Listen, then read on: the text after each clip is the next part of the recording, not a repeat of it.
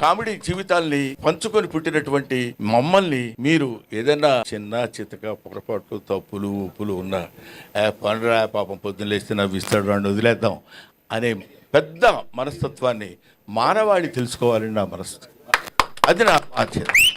అది మనుషులు మానవులమైనందుకు ఎక్కడ ఒక్కొక్కటి జాబ్ ఏంటి, మిమ్మల్ని నవ్వించడం, to make you happy, right? మీరు కమెడియన్ని చీప్గా చూడొద్దు. అభిమానించండి, ఆదరించండి, ఆరాధించండి, అల్లరి మాత్రం చేయొద్దు.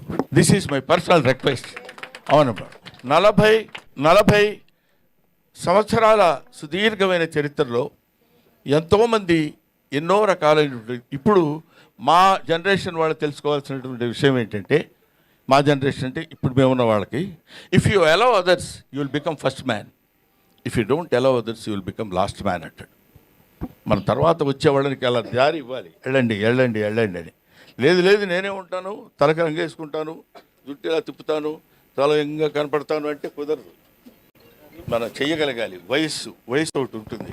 కాబట్టి అటువంటి పరిస్థితుల్లో మనం మన యొక్క స్థితిగతుల్ని, మన యొక్క ఏజ్ని, మన యొక్క విషయాన్నంతా మనం జాగ్రత్తగా మనల్ని మనం పరిశీలించుకుని ఆత్మవిమర్శ చేసుకోగలిగినప్పుడు 10 కాలాల పాటు హాయిగా ప్రశాంతంగా నువ్వు ఉంటావు, 10 మందిని ఉంచగలుగుతావు.